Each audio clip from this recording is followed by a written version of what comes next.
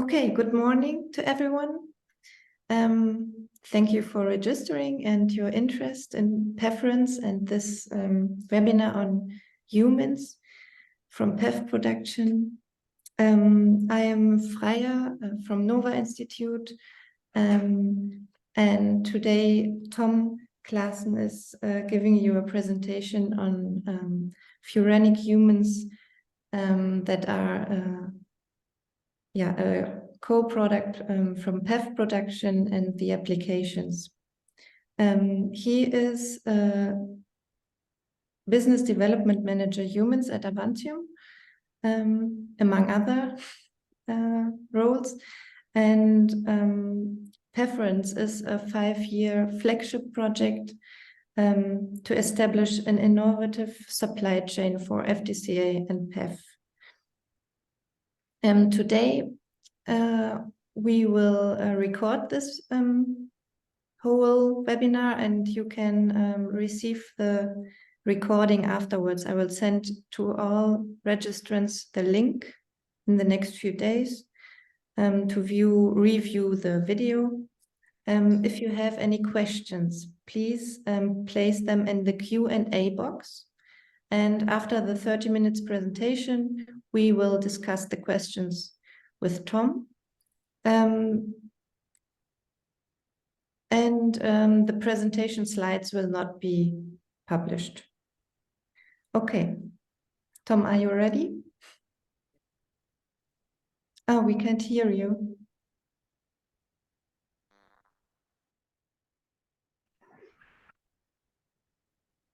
I think now it's working.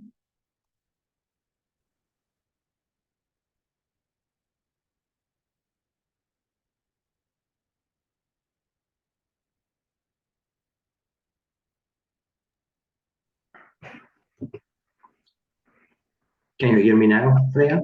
Yes. So thank you, Freya, for the kind introduction. Thank you all for joining this webinar on the biorefinery derived furanic humins as a basis for sustainable material and adhesives.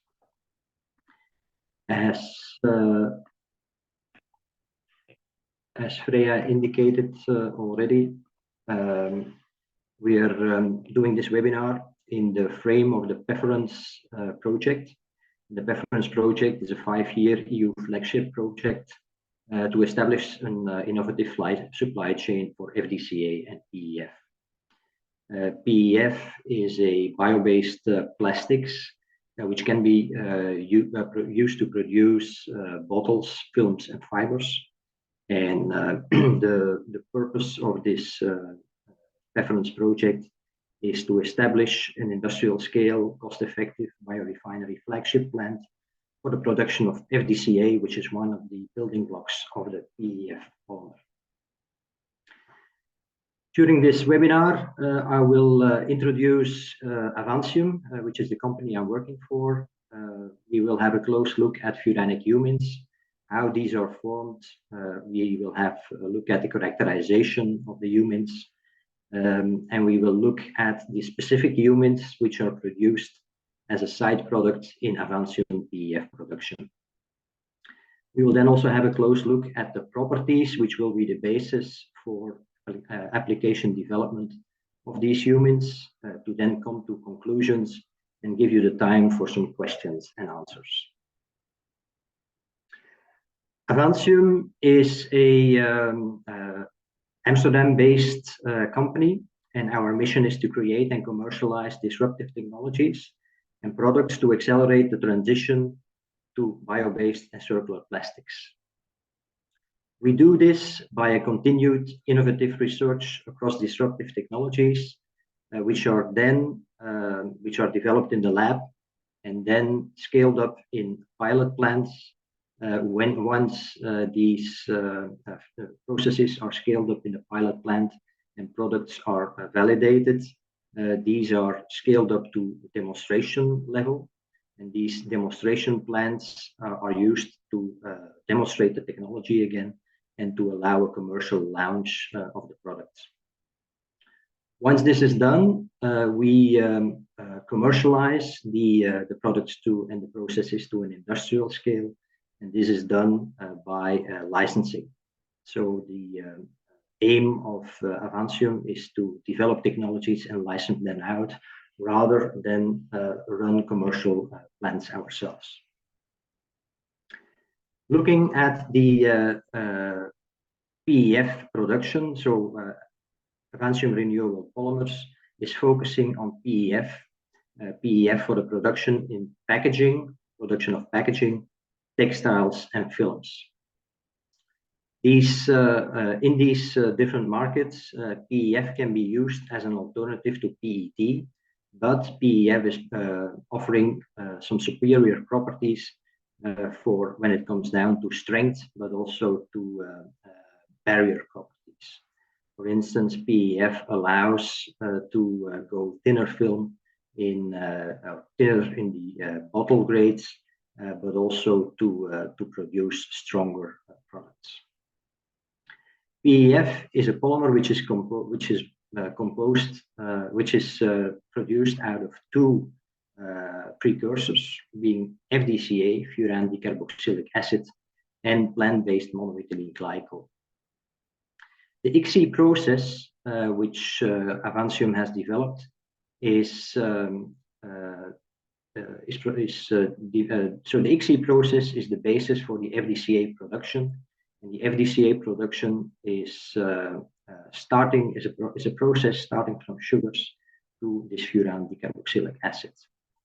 We have a different technology, which is the RAY technology, which is used for the production of monoethylene glycol based out of sugars as well.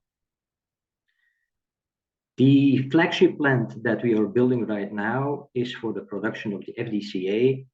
So this ICSI process has been developed in the lab scale, has been validated at pilot level, and we will soon launch it to them on. We will soon launch our flagship plant, where we will demonstrate the technology, which will then be the basis for industrialization through licensing. Good to know is that we have already sold a first license, so licensing is really on the horizon already for this ICSI process. The RAY technology, which is used for the production of monoethylene glycol, is actually at pilot scale level.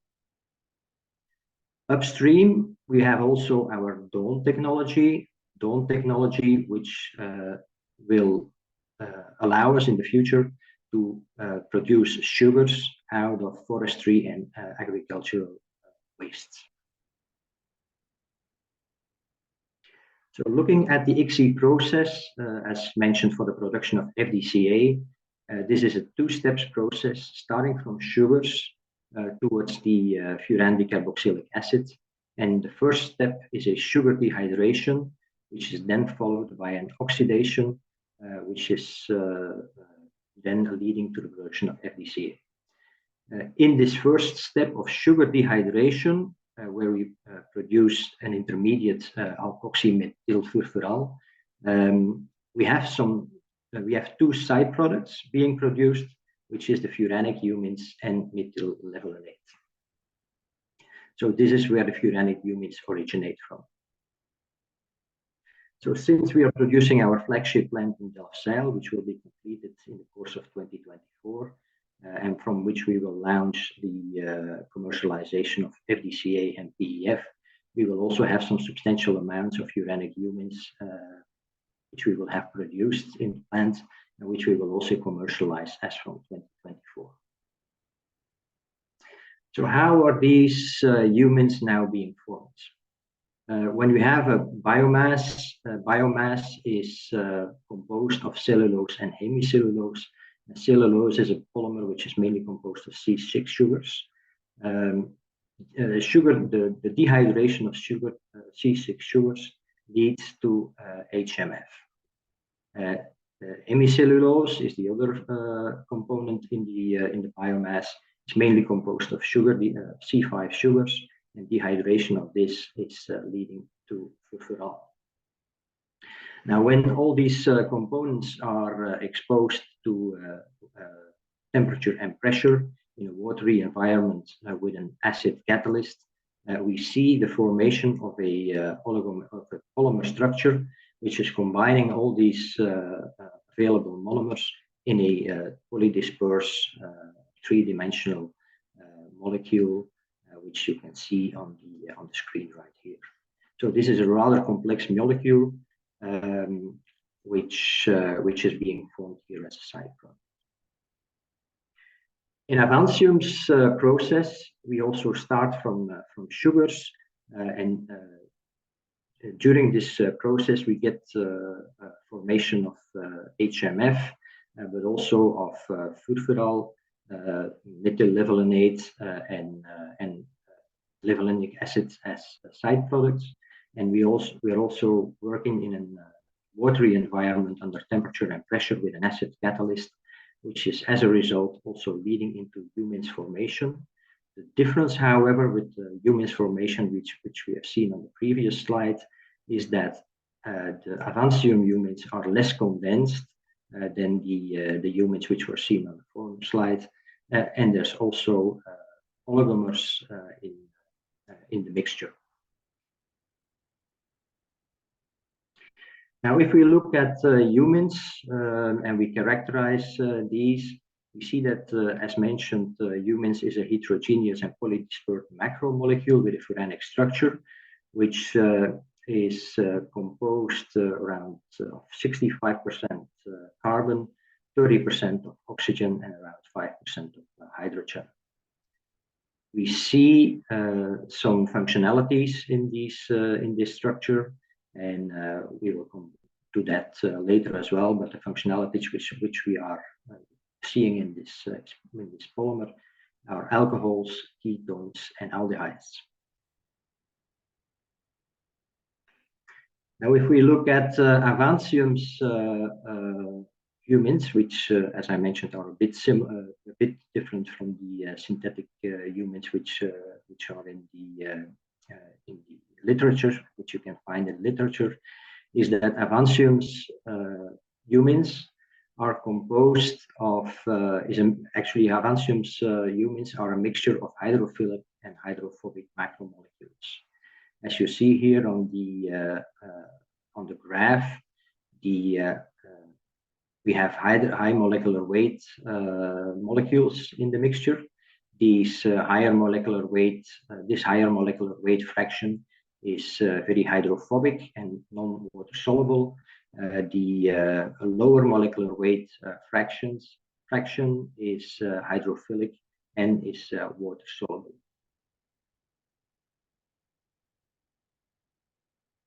When we isolate these different fractions, and we can do that in a process which is described right here, by first doing a diethyl ether extraction to remove the monomers, the remaining monomers out of the mixture. By doing so, we will get purified industrial humins. And these purified industrial humins, which is the mixture of humins without the monomers, can be water fractionated. And in this as a result of this water fractionation, we get water soluble fraction and a water insoluble fraction, as I mentioned in previous slides. So if we do this allows us to further characterize the humins and the different fractions inside. By doing so, we have further characterized the different fractions, and this learns us that the crude industrial humins, so the starting material, has a molecular weight of around 700 gram per mole. But this is an average of the different fractions which we have in the material. So if we remove the monomers from this mixture, we get the purified industrial humins, so the real polymer structure, and these have an average molecular weight of around 1100 gram per moles. Within this purified industrial humins, we have a water-soluble fraction and a water-insoluble fraction. The water-soluble fraction is low molecular and a low these molecules have a molecular weight of around 500 grams per moles, and the water insolubles is high molecular fraction with a molar mass of around 2,000 grams per mole.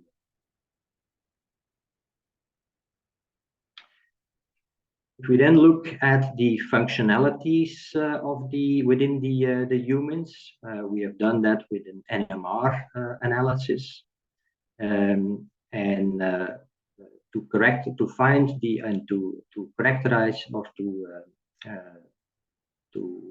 quantify the carbonyl groups in the humins, we have used a fluor NMR technique. This fluor NMR technique is, in this fluor NMR technique, we are reacting the organic compound with hydrazine, which is then forming hydrazomes, which can be visualized in the NMR. By doing so, we learned that the humins have around 5% of carbonyl groups in the material. By using a phosphor NMR technique, using the phosphor NMR technique allowed us to quantify the hydroxyl and carboxyl groups in the material. The phosphor NMR technique is reacting the organic compound with phospholane to create phosphorylated molecules, and these can also be visualized in the NMR machine. This technique learned us that we have around 3 millimoles per gram of or 4 millimoles per gram of hydroxyls in the material, and around 1.5% of carbonyls in the material. So that was a quick characterization of the humins. So as I mentioned before, we are getting the humins and the methylethylenate as side products in the process, in our ICSI process. We have spent quite some time trying to avoid the formation of humins and ML in the process, but we learned that the production of humins and ML in the ICSI process is inevitable. And therefore, we have decided, so in the past, we considered the formation of the humins more of a problem than a resource. But by characterizing the humins, we have learned that seeing the aromatic nature of the material and seeing the reactivity, the formation of the humins can also create some opportunities. Therefore, we started looking for potential applications, which we have found in the adhesives market, wood impregnation, the production of composites, and also in the asphalt production. As we have mentioned before, we have the humins is a very reactive material with different functionalities, and this opens opportunities for reactive technologies, and this is shown in this DSC curve, where we see that humins, when they are treated with temperature, the TG increases. So when we have a first run in the DSC, we see a TG of -14 C. But when we run the DSC, so in the second run, the TG increases to 5 degrees C, which is showing that the material is cross-linking. This cross-linking can be further extended by to a maximum TG, which can be achieved of 70 degrees C. And a TG of 70 degrees C is opening quite some interesting opportunities in the composites and adhesives market. The cure that we see, so the cross-linking that is happening during this heat treatment is different, of course, at different temperatures. So we see that we have seen in the TG that the cross-linking starts as of the temperature of around 80 degrees C, but it gets to interesting cure speeds as from 120 degrees C up to very interesting cure speeds at 160 centigrade. So we see also that on this graph, which is the vertical axis to the left, the alpha number, which is a measure for the conversion, so for the full cure of the material.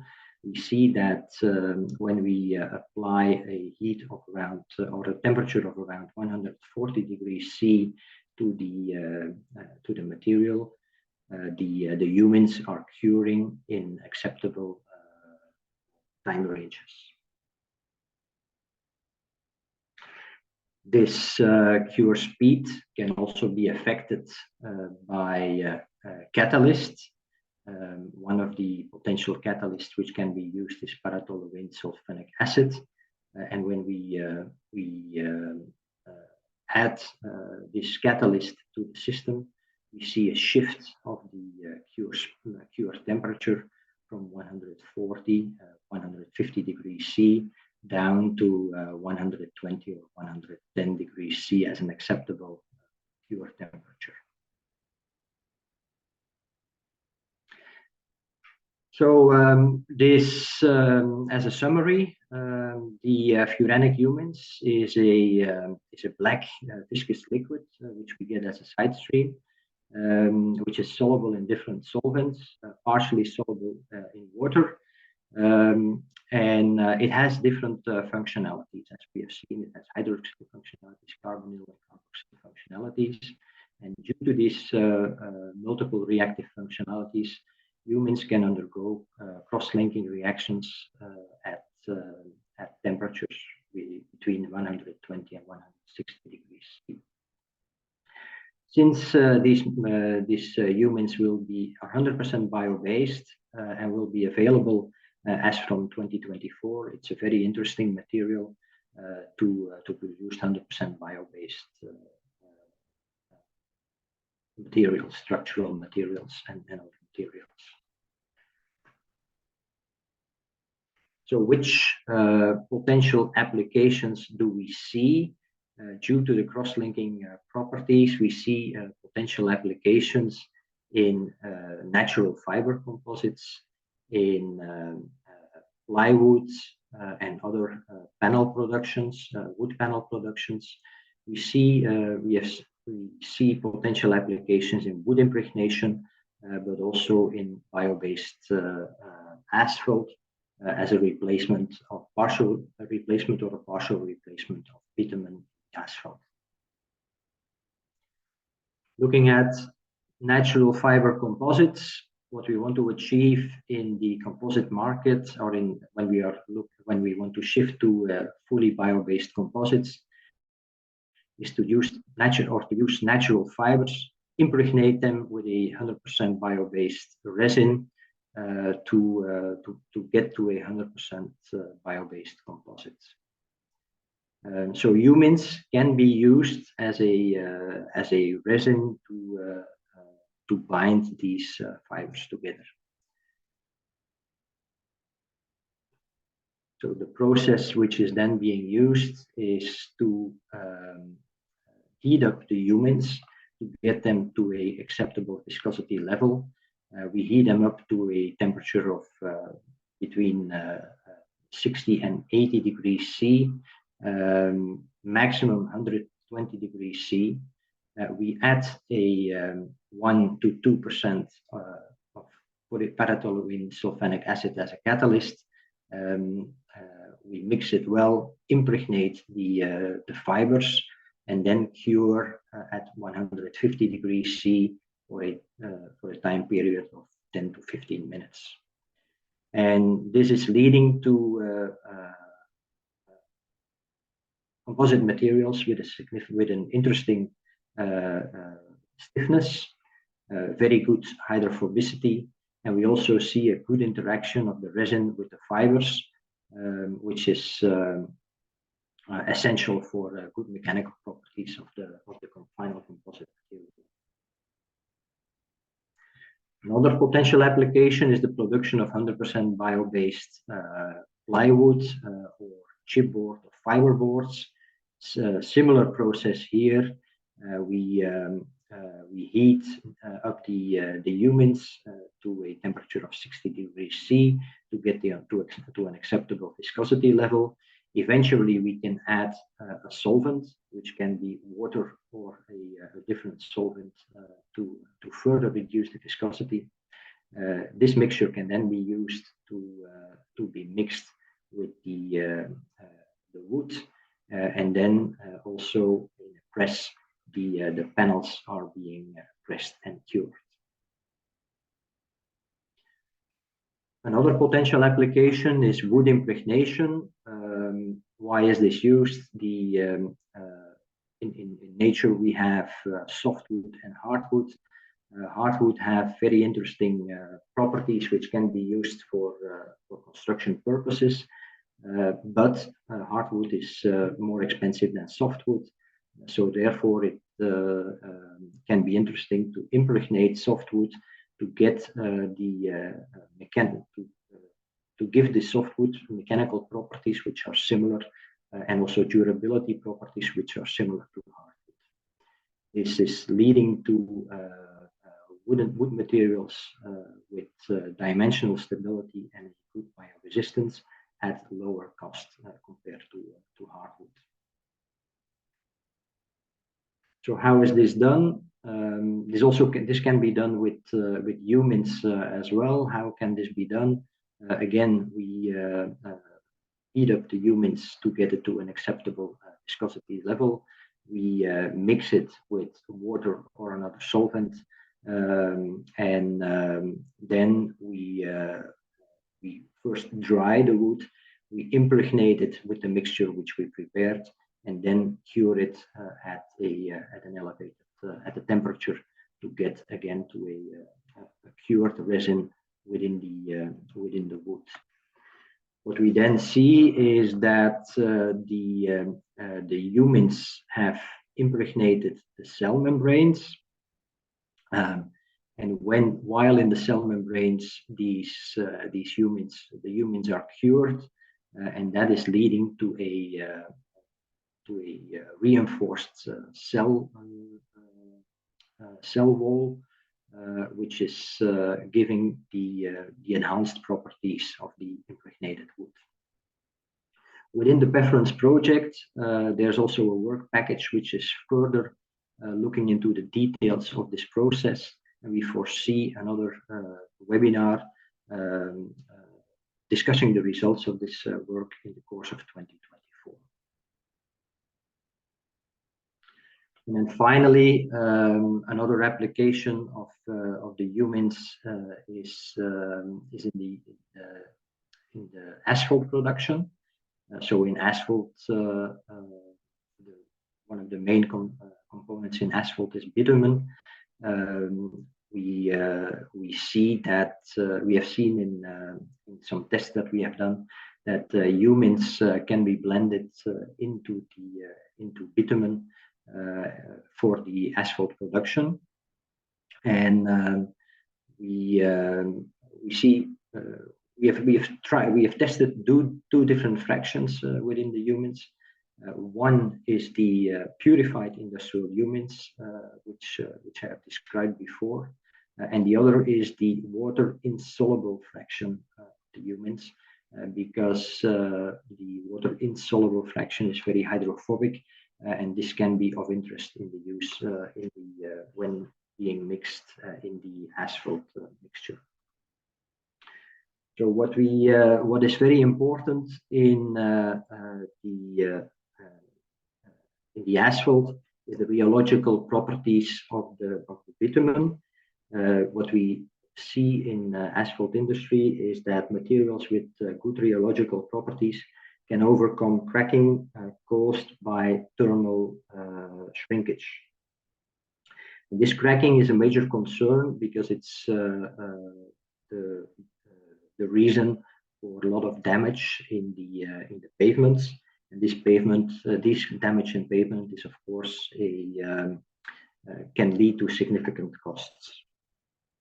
What we see when mixing humins into a bitumen mixture is that the addition of the humins can lead to a actually, when we mix in the humins in the bitumen mixture, we see that at lower temperatures the rheological behavior is similar, but when we mix the raw humins, the viscosity goes down or is lower at lower temperatures. This is showing that when we add the humins to the bitumen mixture, that these humins work as a plasticizing product. When we add only the water insoluble fraction, we see that the viscosity level is the same at lower temperatures, but it's the result is that the mixture becomes less temperature depending. So at higher temperatures, the rheological properties remain at the same level. Sorry, I was pointing to the wrong slide, or to the wrong graph. We see this on this graph. On this graph, we see the phase angle, and the phase angle is a measure of the viscoelastic properties of the material. A 90 degrees contact or a phase angle, a material with a 90% phase angle can be considered as a purely viscous material. A material with a phase angle of 0 degrees can be considered as a ideal elastic material. So what we see also here is that the addition of humins can modify the asphalt properties, and therefore can be an interesting additive to the asphalt industry. But apart from that, adding the humins to the asphalt will also lower the CO2 impact of the asphalt produced. So I'm coming to a conclusion right now. As mentioned, Furanic Humins is a novel 100% bio-based material which will be produced in kilotons amounts as of next year. And because of the different functionalities and different properties of the material, this can be an interesting component in or an interesting compound in different markets. Definitely because of its ability to cross-link at temperatures above 120 degrees C. So I want to acknowledge the research work that is done by different organizations, and I want to thank you for your attention in this webinar. And I'm now open for questions from the audience. Thank you, Tom. That was really interesting. I'm working in this project already some time, but this was something that I also did not know yet.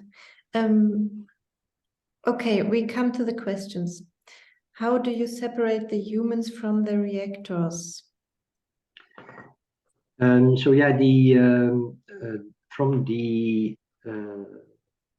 sugar dehydration step, we get a soup of materials, which is then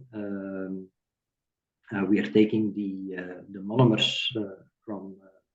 We are taking the monomers out through a distillation, and the distillation residue is then giving us the humins. So it's actually we have the low boilers from the distillation is giving us the desired product, and the low boilers is then giving us the mixture, which is actually the side product, and then a further purification of the side products, being the humins and the ML and the other, so methyl levolinate and the other materials are then further purified in a downstream process. Mm-hmm. Maybe related is a question about what solvents can be used to dissolve Avantium's humans. I guess you mentioned that there are water and non-water soluble fractions. Yeah, so alcohols can be used as solvents, but also water. But as mentioned, the humins are partially water soluble. So if you want to fully dissolve the material and not get into an emulsion situation, then you need to fractionate the material to get the water solubles out. The water fractionation is a process that we are also exploring for some of the applications, but it's possible. Yeah, somebody wants to know if the cured humans have a strong odor or an odor at all. Yeah, so we have the traditional sugar smell so the humans have the traditional sugar smell when they are then cured. In the beginning, there's still the typical sugar smell, but when you get to a close to 100% cured material, the smell goes down significantly. But we've not really done any smell testing yet. But just out of experience, we see that the higher levels of cure leads to lower smell. Okay, thank you. For a hypothetical application to the plywood, is there a possibility to use catalysts to have a curing temperature around 105 degrees?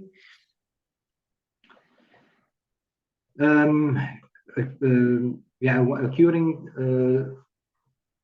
temperature of around 105 degrees C is possible, but it's all depending on the curing time that people want to achieve. A curing temperature of 105 degrees C with a desired curing time of 10 degrees C will be difficult to achieve. But if there is possibilities, or yeah, difficult to achieve, this will definitely require some extra testing because we have not achieved that yet. Maybe with other catalysts we could, but till now we have not achieved that. Unless we go for longer cure times.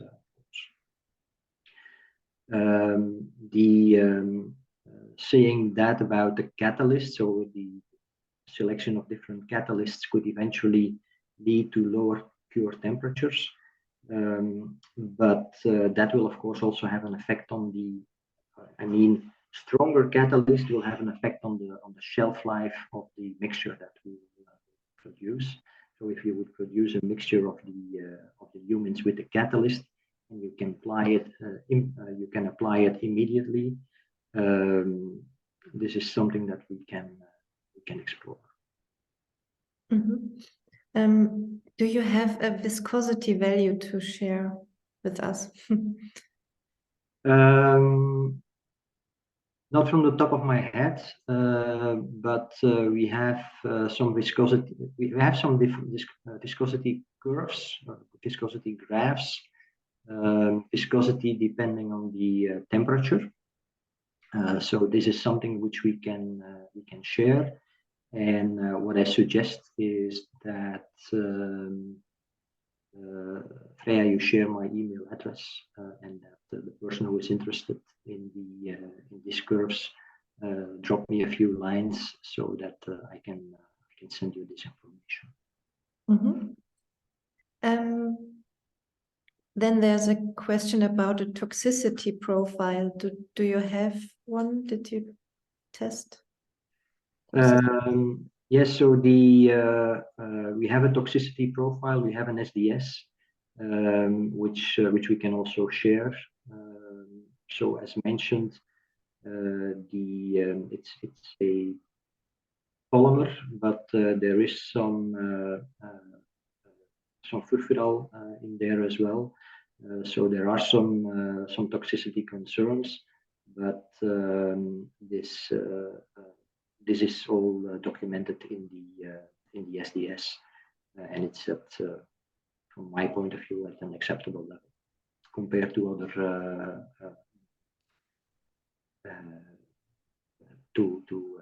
similar products, let's say comparable products. Mm-hmm. So one can contact you as well as if interested in more details about this. Yeah, sure. They're the same. We can do the same thing. I can share the SDS with person who wants to get this. Okay. How does the reactivity compare towards bonding resins currently used in wood panel production, such as UF, PF, and PMDI resins? So we have a study ongoing with Fraunhofer Institute in Germany, where we are comparing these the cure of these our humans compared to the traditional resins being used. There it's also we see that the use of a catalyst is required, and we have screened different catalysts to get to acceptable cure speeds. This is information. So the results of these tests are not fully compiled yet, but I hope to have this like available beginning of next year, if I remember correctly. And this is also information we can share. Somebody asks if you aren't curing the humans during the distillation so that they are becoming solid and risk clogging the reboiler. Yeah, that's a very good question, and that is one of the concerns in our or one of the challenges in our process. As I mentioned before, we have spent quite some time on trying to avoid the formation of humans, but then we approach it from a different angle to consider the humans as a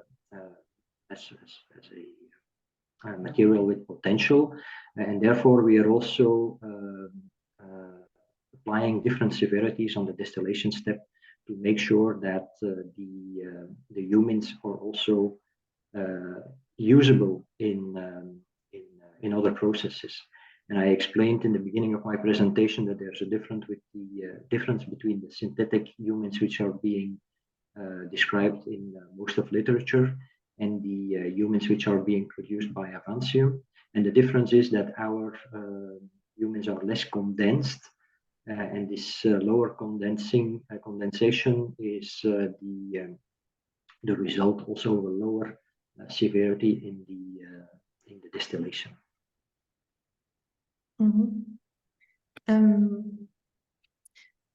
Somebody is interested in the thermosets, whether reversibility of thermoset is also investigated, and if not, is it feasible? Yeah, that's a good question, and is something that that we have been thinking of already. What about reversibility? For now, we don't have any data on that, but it's definitely something interesting to explore. If this person is interested in a mutual project, we can definitely look into that. Okay, we are at 10:45 now, but we have a lot of open questions left. So we could go on answering them until 11 or answer them afterwards via email. As you wish, Freya. I'm happy to further answer them. Okay. I guess then we will answer some of them now. One is about a more business-related question, how Avantium plans to secure the sourcing of biomass once most of the technologies progress into commercialization stage and requirements of biomass goes up. Yeah. Yeah, it's a good question. So as I mentioned, we have our Dawn process, which we are also developing, and this Dawn process will allow the production of sugars based on forestry and agricultural wastes. That would open new sources of second generation biomass as a feedstock for sugars. And that would allow us to secure the feedstock. Mm-hmm. Still a question about the solvents. Which solvents have been used for the non-water soluble humins? But I think you already answered that. Yeah, we have used the lower alcohols as a solvent for the non-water soluble fraction. Could you please elaborate a bit more about the catalyzers you used? Yeah, the catalysts which we used is mainly paratoluene sulfonic acid, but there's a few others which are being explored at the moment. But I suggest that I come back on that one in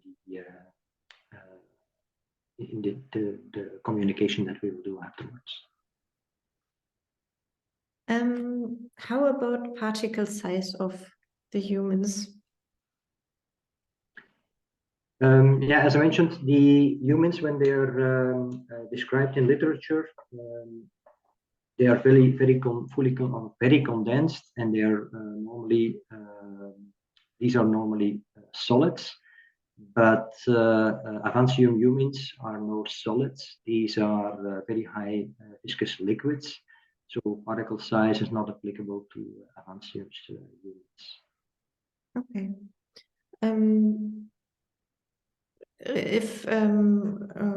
If they are available 2024, I think you said, or 25? Yeah, as from end of 2024, second half 2024. Will you have hydrophobic and hydrophilic fractions separated available? In our flagship plant, we don't have a unit that can fractionate the materials, but we are scaling up applications with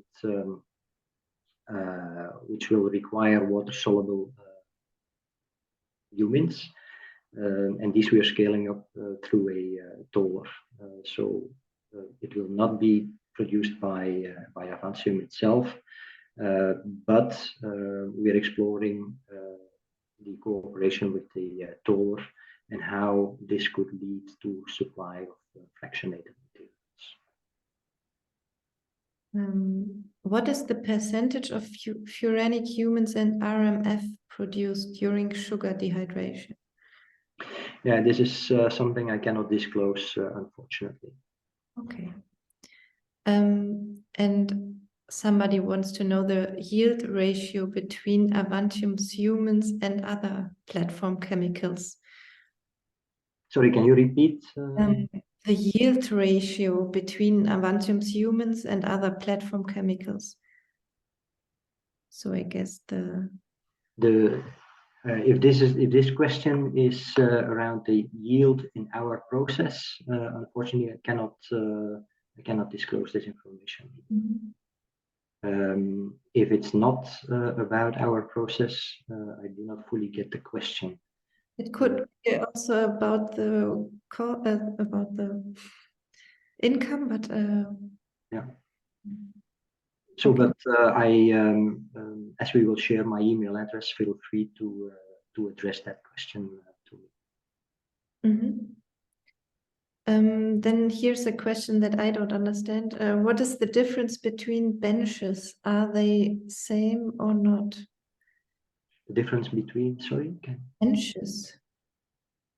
I don't get it. Do you? No. Okay. How stable is furanic humin? Will it be continuously cross-linked after distilling the monomer? When the catalyst is not mixed in, the materials are rather stable. We have some shelf life tests going on, and we see that the material is stable for several months. When adding the catalyst, of course, the shelf life goes down. But also these, we have not put together all the results of the shelf life testing. But once that is done, I can share that. But the first indications show that these are pretty stable on the shelf. Somebody wants to know if we can share the publication list that we used for this presentation. I guess this is possible. Yes, this I can. Yeah, this should be possible. PEF is known for its high gas barrier. Did you investigate this property also for the resins, maybe in comparison to phenolic resins? No, we have not.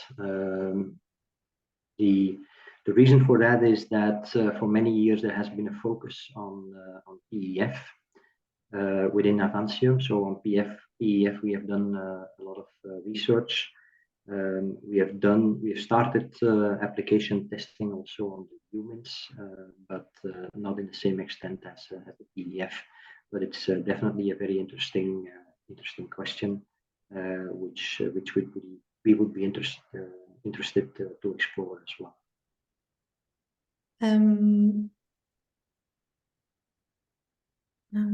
Question that was asked before.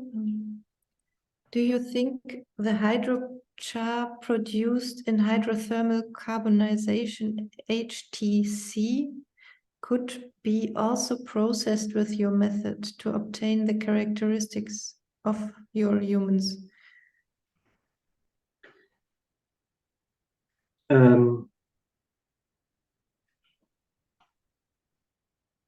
Actually, I'm try to ordering my thoughts that I have about this question, but I'm also not fully sure how much I can disclose on that one. So this is something which I will have to check internally and then get back can get back about it later on. Do you have data on the moisture sensitivity of the cured resin, for example, when used in a wood panel composite? I don't have these, but as mentioned, there is a work package related to wood impregnation where this is also tested. And I assume in the webinar next year, which will show the results of this work done, this may be shown as well.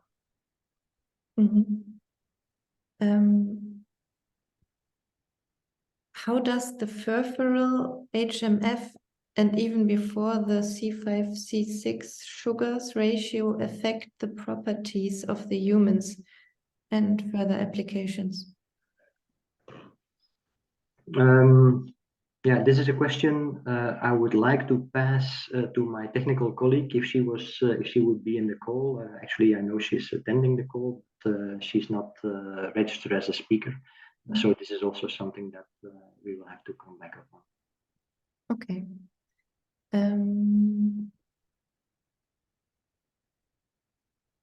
Have you investigated about the UV stability or resistance to environmental degradation?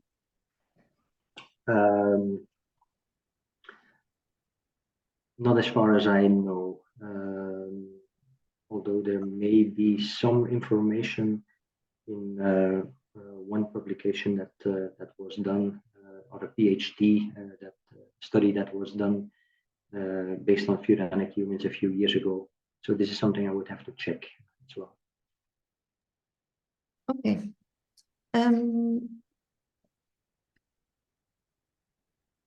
Can you optimize your process to minimize the Furanic Humins?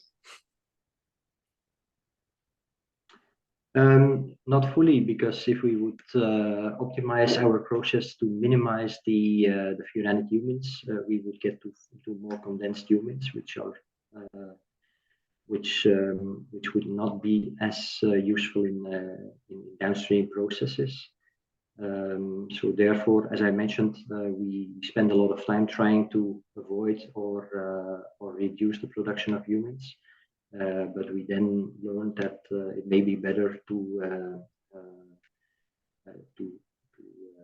make sure that the humins are not as condensed as they would be in a fully optimized process to allow further application development of the humins. Did you already test biodegradability of material? This has been tested. We have some information on that, but yeah, it's not easily biodegrading. So it's a cross-linked material which is not decomposing as a fully natural non-cross-linked material.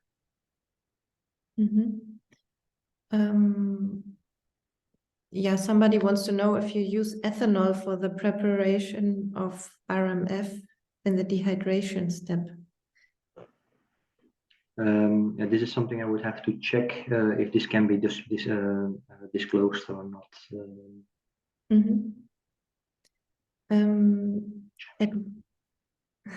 At what scale is it planned or expected that you produce Furanic Humins in 2024? Yeah, it is at a so the plant that we are building in Delfzijl, so the flagship plant, it will have a capacity of 5,000 metric tons of FDCA per year, and the production of humins is also more than 1,000 metric tons of. So this plant is also producing more than 1,000 metric tons a year of humins, but the exact number I cannot disclose. Okay. Then a question about if it is possible to apply these humins in elastomeric composites and with elastomers. There is a publication done by KU Leuven about the use of humins in combination with other polymers, leading to elastic materials. So this, if this person who wants to know this also drops me a few lines on that email address, I can share that publication. Okay, great. Yeah, it's 11 o'clock. now, and I think we answered the most interesting questions. There are still some open ones, but we will have a look at them. And we have your email addresses, all of the registered people, so we can send you an email in the coming days or weeks and try to answer most of them. Okay, thank you all for your attention. Thanks for the questions also. They were very interesting, and I'm very much open to your feedbacks and also to your proposals, because some of your questions seemed very interesting to me and seem to show that you have some ideas of using the humans. So I'm very much happy to explore that with you in the future. Okay, thanks, Tom. Thank you. Take care. Good day. Bye.